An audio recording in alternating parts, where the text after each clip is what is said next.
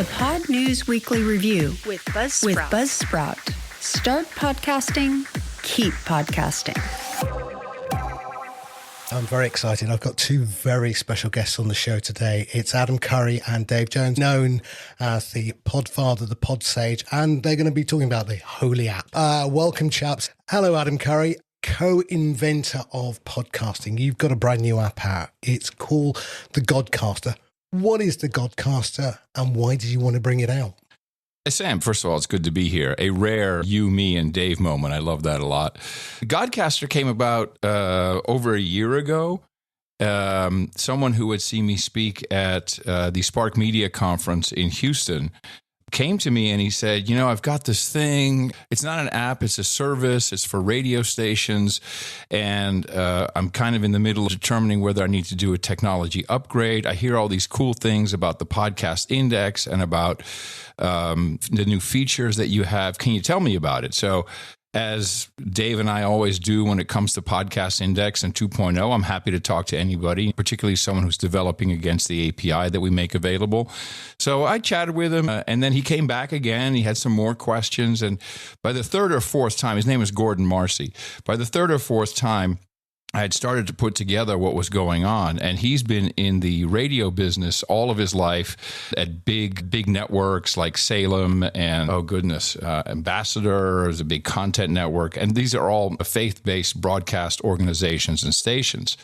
And the solution he had was a podcast player for radio stations. And as I was talking with him more and more, I learned that there's a real conundrum with radio. Not like we didn't know it. I mean, over 20 years ago, we figured that podcasting would eventually disrupt radio, and that moment has arrived. And that arrived to me through the faith-based radio stations. There's about 4,000 of them in the United States alone.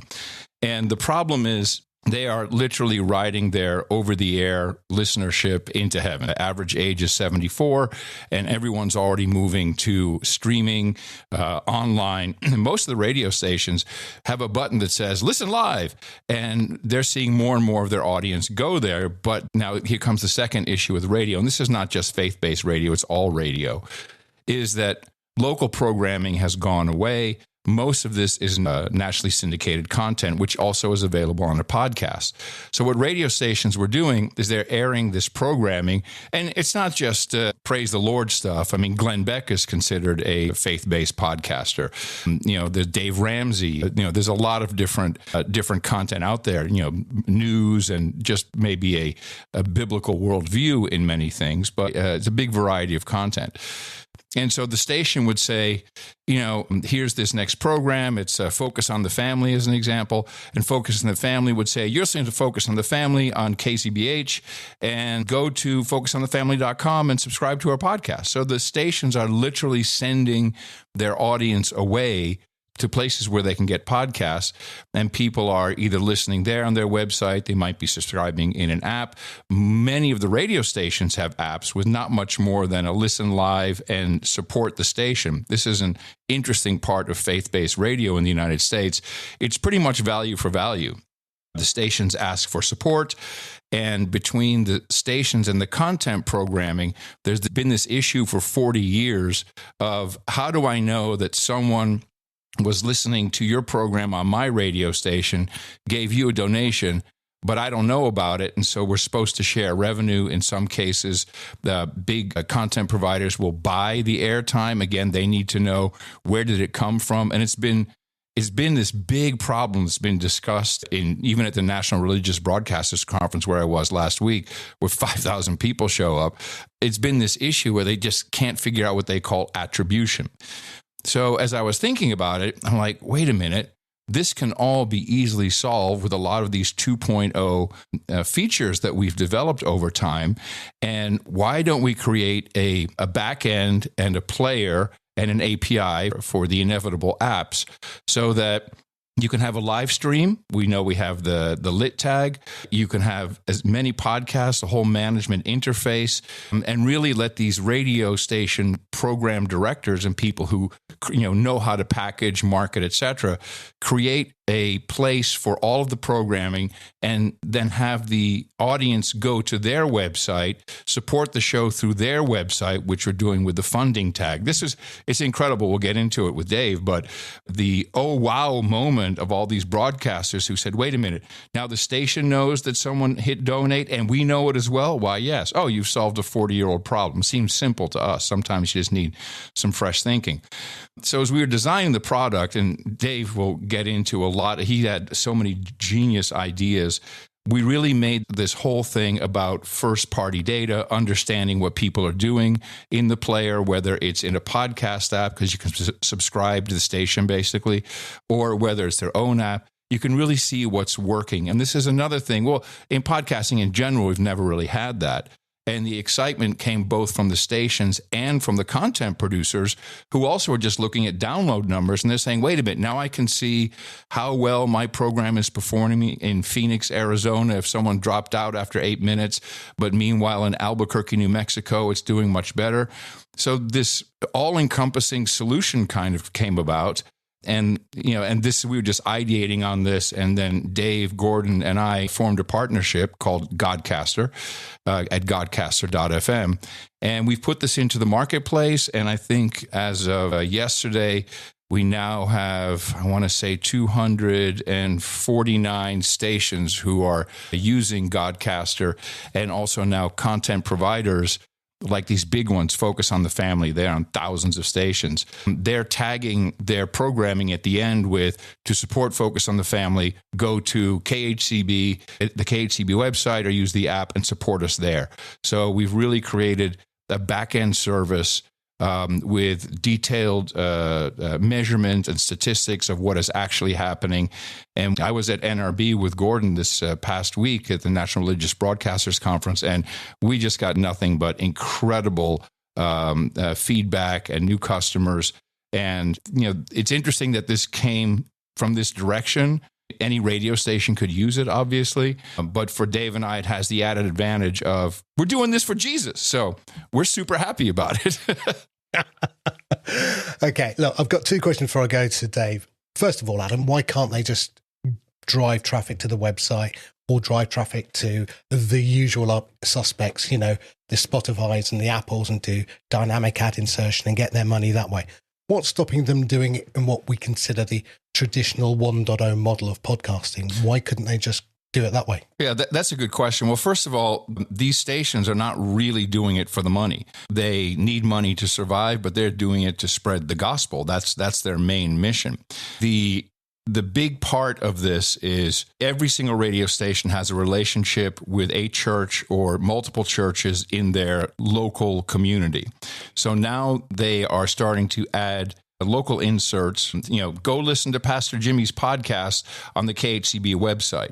So you want them who understand the radio stations are they really understand the local market, packaging, marketing to that local market. And while they still have these big megaphones, why not build up that local property so that they can do a lot more localized content, give people a feeling again that that station, digital or otherwise, but really moving towards digital, is their all-encompassing place. And what they have seen is that 50% of their users are moving towards an app, and not a podcast app, but towards an app of their own. And there's a large portion is just going to the website and clicking play. And this is something I've noticed as well. We've been talking about it on Podcasting 2.0 about kind of the waning of the interest in a traditional inbox-based podcast application. So we want to give them the tools to what's being highlighted, and not just adding a feed, but really having a management system where they can see what's working. And the way we have it now is you can literally see in the live streaming stats, you can see someone listening to that, or a hashed IP address, someone listening to that, then hearing a promo, going over to the station app or the web page and listening to the podcast that was promoted. And so really everybody wins in this model. And again, it's all a value for value based model. So now they can work together on fundraising for both content producers, for the local producers. And I feel churches are content factories, and they're not just doing a weekly session on Sundays. They've got men's breakfast ministries. They got youth ministry where I'm kind of in charge of our local Godcaster. We've got the high school kids. They're doing a podcast about the Fredericksburg Billies, which is our women's basketball team who are doing well in the Nationals now. So you're really bringing back that community feel through a community interface, whether it's on the website, in the app, or if you want to subscribe in a modern podcast app. Nice. Okay. So it's control, it's monetization tools, it's administration, all the things, and some of the podcasting 2.0 capabilities that we've all been working on. Nice. Dave, hello. How are you? I'm good, Sam. Now, Adam, you've known for how long? Oh, gosh. 15 years. Yeah. Okay. Yeah. So Adam's come to you on several occasions to say, hey, I've got a great idea for a business. How about you do it with me? The last one being the podcast index, obviously. So what did you think when he said, I've got this great idea for Godcaster? And what did you think? Yeah, let's do it. Or, oh my God, not again. There's always an equal amount of both involved in every one of those. But my standard answer to Adam whenever he says, hey, let's do so-and-so is yes. And then we'll figure out actually how to do it later. So I always answer yes first and then figure out later if it's actually possible. Yeah. So yeah, the same thing here.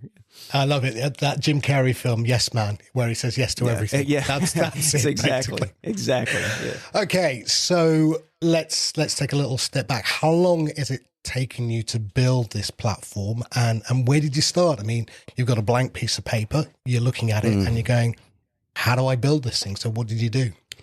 Yeah, look at what Adam said was we sort of took over an existing product with Gordon's product that was called Glory Stone. And so I determined early on that I was just going to rebuild that thing from scratch. It was an older platform. I mean, it still worked well. It was an older platform that had been sort of upgraded over the years to have sort of more modern features. But the core of it was still sort of an old LAMP-based application, PHP, MySQL, that was just showing its age. So I just determined to build from scratch and initially replicate, all the features that we thought that the current customers couldn't live without. And then at the same time, sort of weave in the newer stuff that we knew we were going to be needing to bring the product up to what we wanted it to be. So it took, it was rapid. Lots of just, late night, early morning coding sessions to get this thing up and running in about 5 months. So it went from 0 to, launched in 5 months to be ready for discussion about it and selling at NRB for people who would want it. So that was the time frame. We pretty much hit everything we wanted to achieve by then. But that's, to say that it was an enjoyable build would not be entirely accurate because it's rush. But at the same time, I think the way me and Adam have always worked has kind of been that way. We just go as fast as possible, and then trying to hit a target. And then at the end, we kind of sit back and say, okay, where are we at? Let's go clean up the mess. Let's go, polish things up here and this kind of thing. So we're kind of used to working that way. And we were building it, building the airplane in flight, to be honest, because we had customers, there were existing customers who had migrated over, and it would literally be the customer would say, hey, my window popped out here. I'm about to get sucked out of the airplane. And we go, Dave, we're losing passengers, man. So it is the way we've worked. It's nothing more fantastic than working with live customers. There's also nothing more scary with working with live customers. And I just want to say, I've worked with Dave on many projects. Some things have just been for us. Some things Podcast Index, which is the most successful, but of course we have zero income from it, which was never the intent. The things that Dave builds are rock solid. The systems stay up, and he's never really done a user interface. He's done user experience, UX, but really a beautiful UI is something he's never done. And man, he knocked it out of the park. It's a beautiful, beautiful product.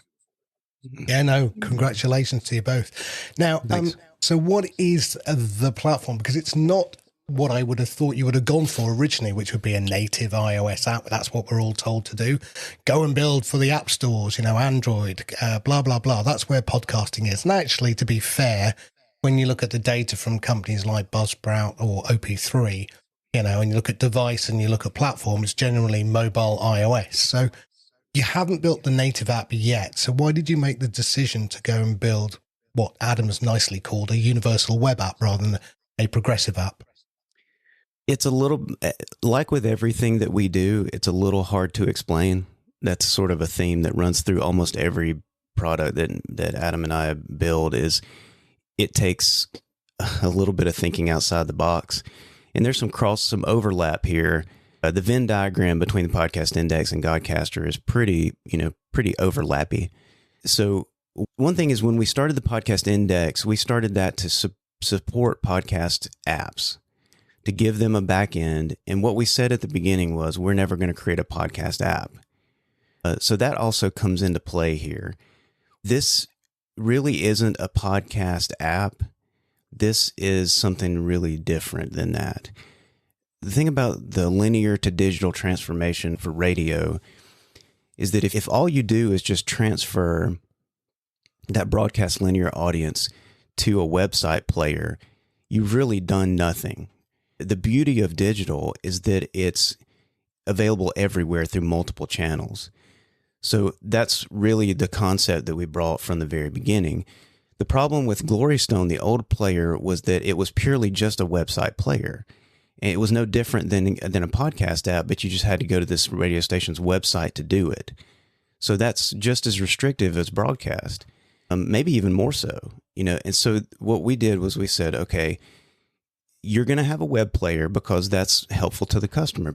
Their audience wants that. We're going to build a web player that's installable on any radio station's website, and they can plug in all the different content, all the different podcasts that they play on air. They'll plug that in to make what's essentially an on-demand guide in a player on their website. But every player they build also spawns an RSS feed that has all of those shows in it. And that RSS feed is branded to the station. So the station gets their own RSS feed that will hold all of the podcast content and gets essentially redistributed back out to the Podcast Index and other directories, so that now these customers or listeners can subscribe not to just focus on the family, they can subscribe to KHCB itself. And by doing that, they're going to get Focus on the Family and all of KHCB's other national content and KHCB's local content. They're going to get all of this stuff in a single feed that they can then subscribe to in a normal podcast app. Something like True Fans, Apple Podcasts, Overcast, Podverse, Podcast Guru, all the 2.0 apps. It's a standard podcast feed with 2.0 namespace enhancements in it. So that's the thing that we took to it is yes, our player, we're proud of it and we're glad that it works well, but we're just as happy for people to not even use our player at all, but instead to subscribe to these radio stations' podcast feeds in their own podcast app, because that's all you're doing is you're allowing your listener as a station, you're allowing your listener to listen to you, including your live broadcast, because we use the live item tag. Now they can listen to you in their most convenient, preferable way, which is the podcast app. And for the station's side of things, they get stats on their player. They build out their player, their on-demand guide, and all that kind of stuff. And then they install the player on their website. But they're getting stats for the player itself, plays, listens, and engagement, that kind of thing. But because it has an RSS feed, they're also there's a separate section in their stats dashboard that gives them stats about podcast apps. So they're getting stats on their feed too. They're getting the traditional, downloads, where the downloads are coming from, that kind of thing. So they can also see the metrics that they're getting from podcast apps as well. So it really doesn't matter who's listening to your content and where. We want to accommodate all of that. and then give them some stats that will show them what's happening. In addition to that, if I can just add, we also expose an API for the increasing number of stations who just have their own app. They agree with you, Sam. They're like, yes, we need an app, not just iOS, but Android. They're using multiple known companies like JCaps and Subsplash, and Xperia, I think, is another one. Some have a custom developer who's doing stuff for them. And, now they have a real piece of functionality in there. Because you can build your Godcaster player however you want it with native player elements and native view elements. And I think the Godcaster itself is that we're the back end. So we're just the plumbing. We're letting you program your lineup and do all of that stuff and get your analytics on the back end. You do it in one place once, it goes to wherever you want it to go. And so, as it turns out, the Universal app, which I've coined the term, it used to be Progressive Web App, but I call it the Universal app. That really is a great stepping stone for a lot of the stations, and also increasingly churches, who I think are radio stations in themselves. So they can just put a web view in there and at least have the Godcaster player in there, even though it won't function the way you'd like it to on Android Auto and CarPlay. But as Dave points out, I mean, I've been using my own Godcaster station, even just to manage my own podcast subscriptions. And I love it because I use Podcast Guru as kind of my daily driver. And I pop it right in. I've got my Hello Fred feed, and I can listen to my live signal. I can listen to any of the podcasts I subscribe to. And of course, all of the value for value passes right through. So, all of that just works. So it's really an all-encompassing system, which is meant to replace a lot of pieces of that linear broadcast infrastructure. Now, I can see how you've built it now, and I can see the direction.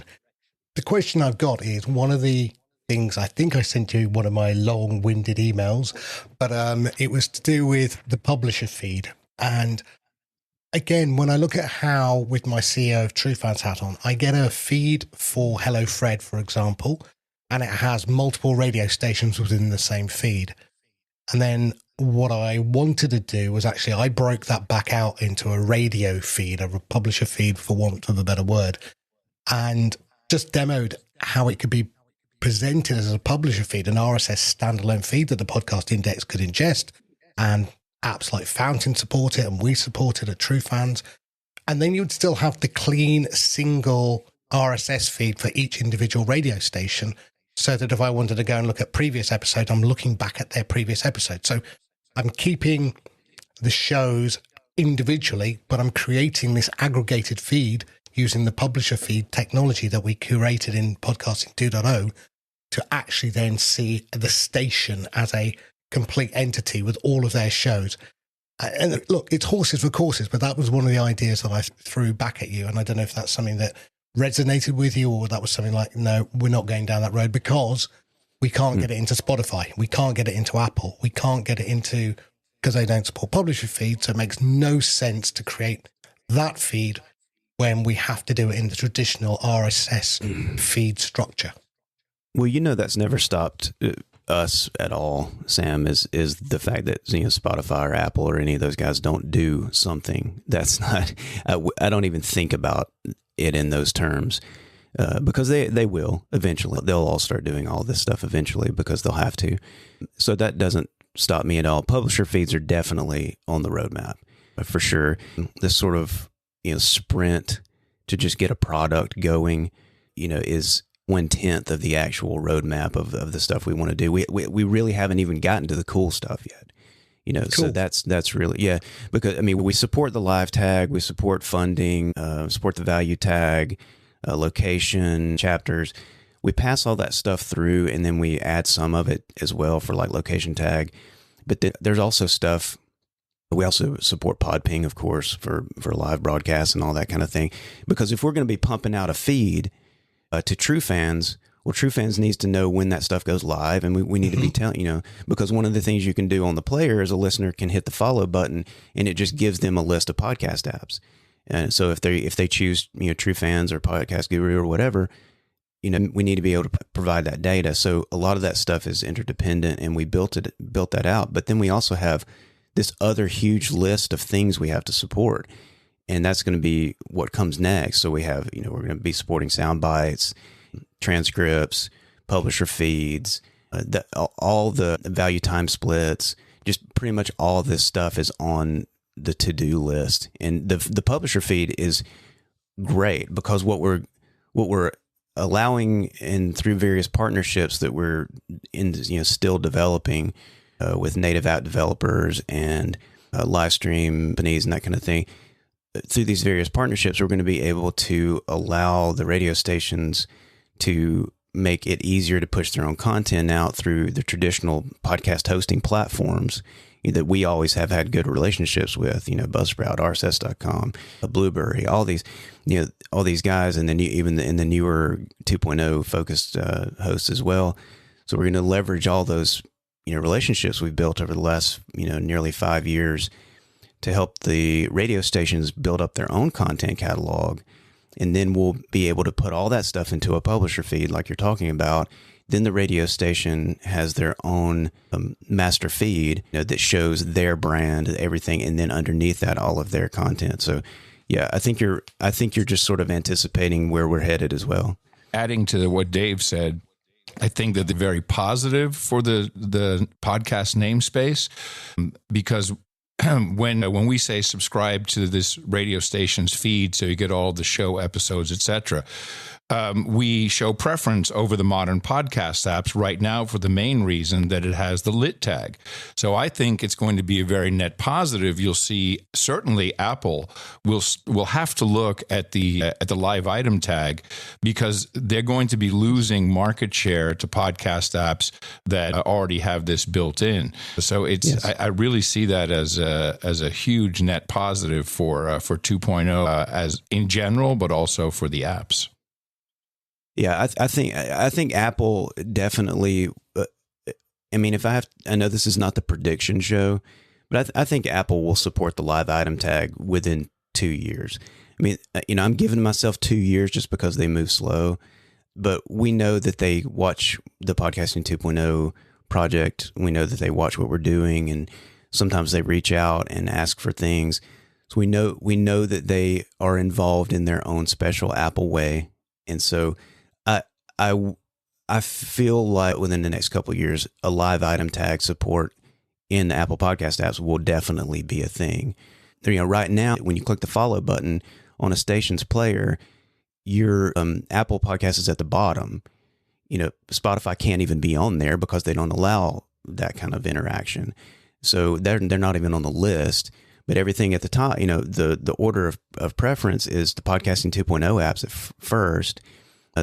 And that support things like Live Atom because of that. We need that to be a complete experience. And then Apple is still on there because they have such big market share, but they're at the bottom just because they don't support live. And the live experience for a radio station is, gosh, that's 90% of the experience is being able to listen live in a podcast app. So, but I think they will do it for sure. Yeah. Yeah. We talk about comments, we talk about interactivity, we talk about the ability to do that in a live item. Friday night is great with you two guys getting, all the boosts in and all the 777 harps and all that stuff coming through.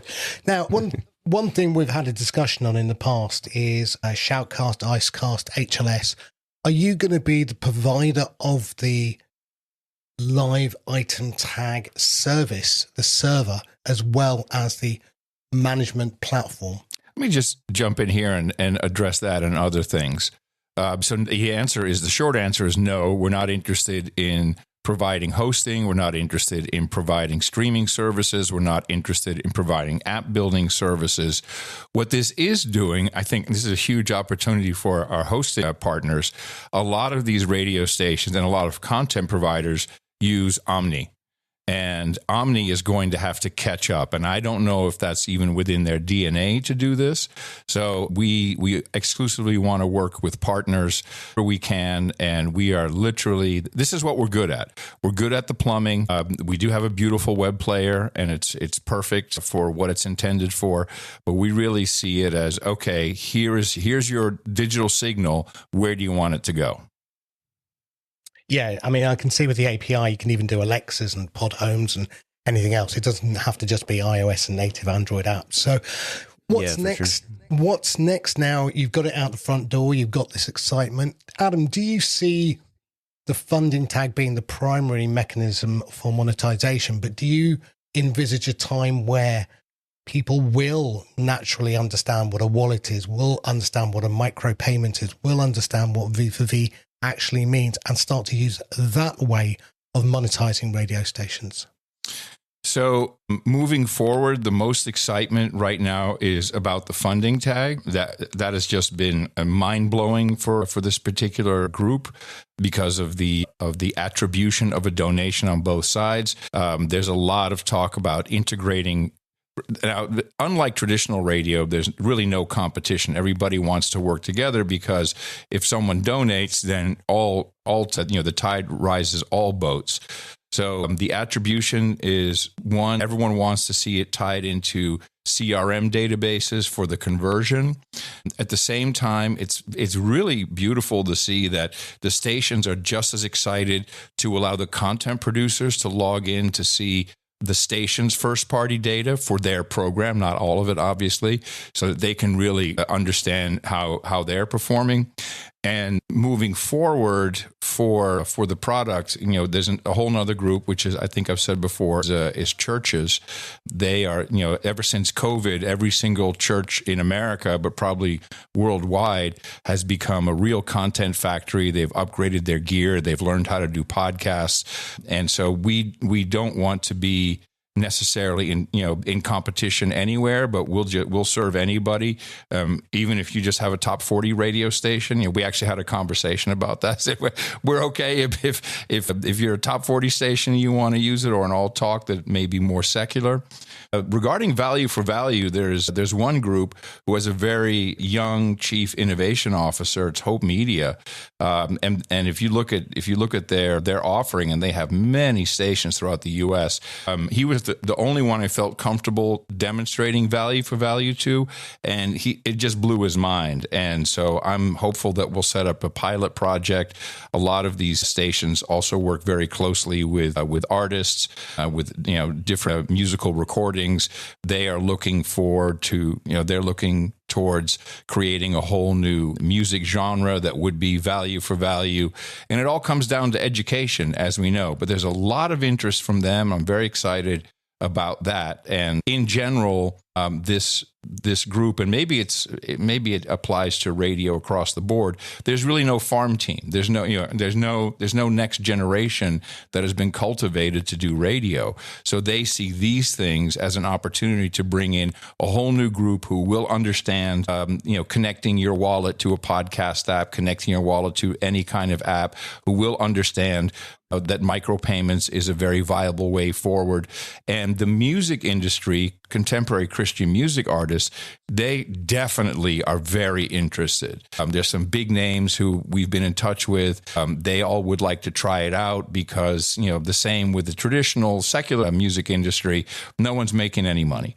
So they want to figure out how can I continue to be producing records without only doing it through merchandise sales and concerts.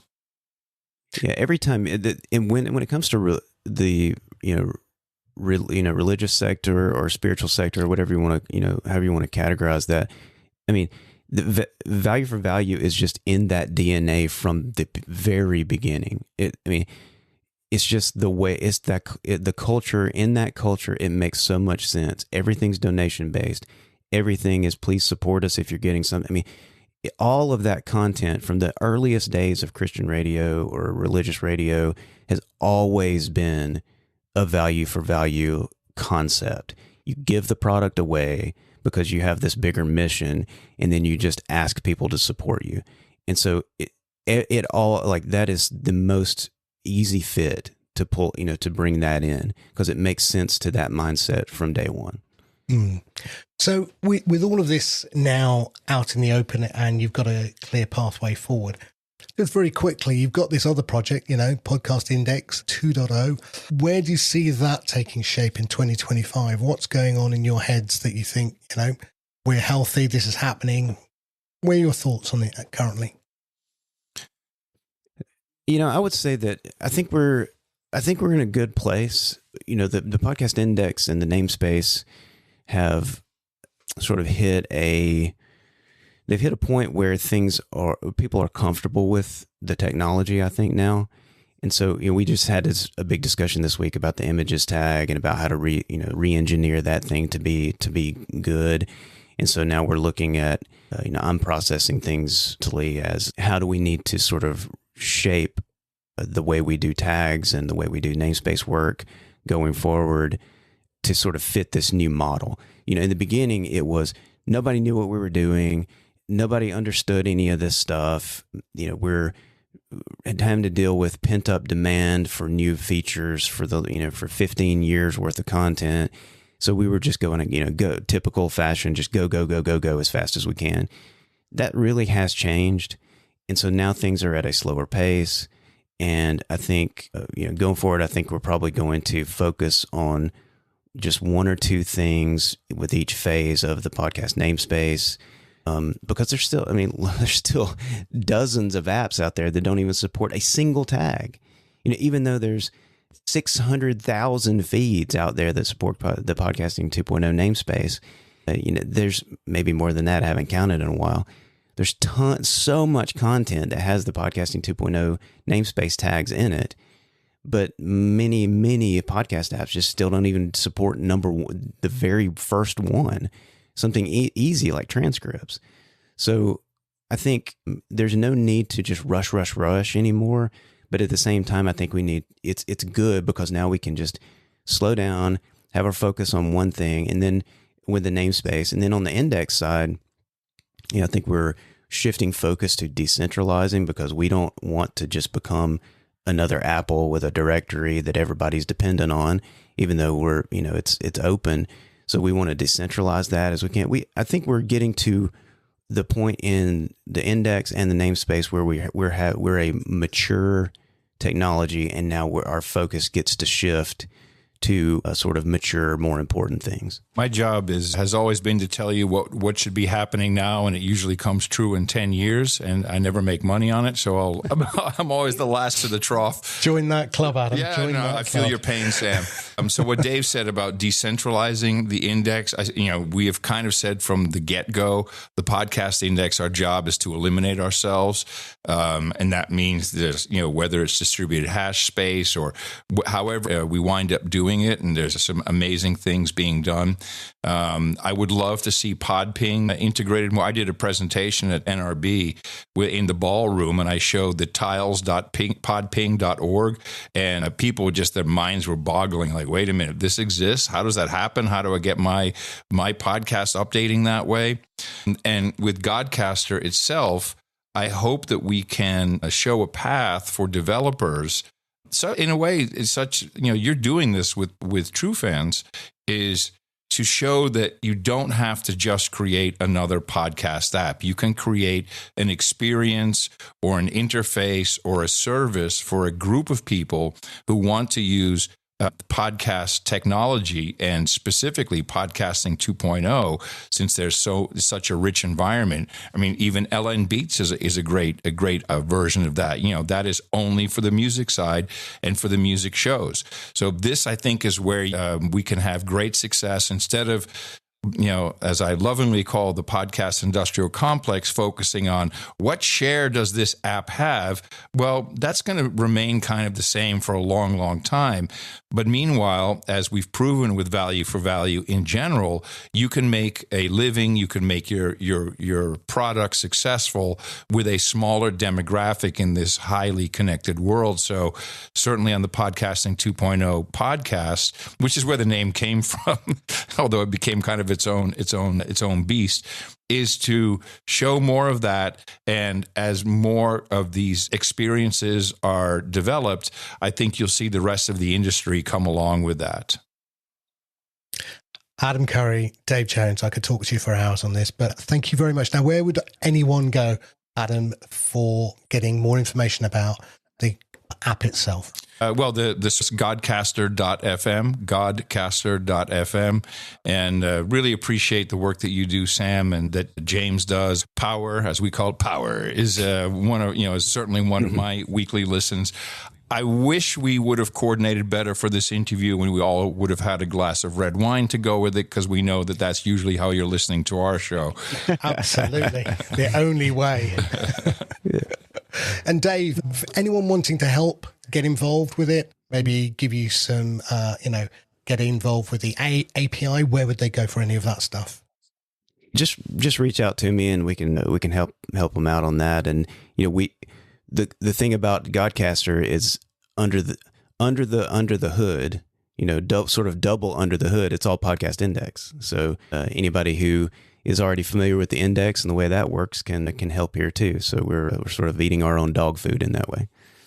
And on behalf of the community, just for me, I'd like to say thank you to you both publicly for all the work you've done for the Podcast Index. It's massively appreciated. You may not hear it all the time, but just know that we do appreciate what you do. Thank you, Sam. Thank you. Get updated every day. Subscribe to our newsletter at podnews.net. Tell your friends and grow the show. And support us. The Pod News Weekly Review will return next week. Keep listening.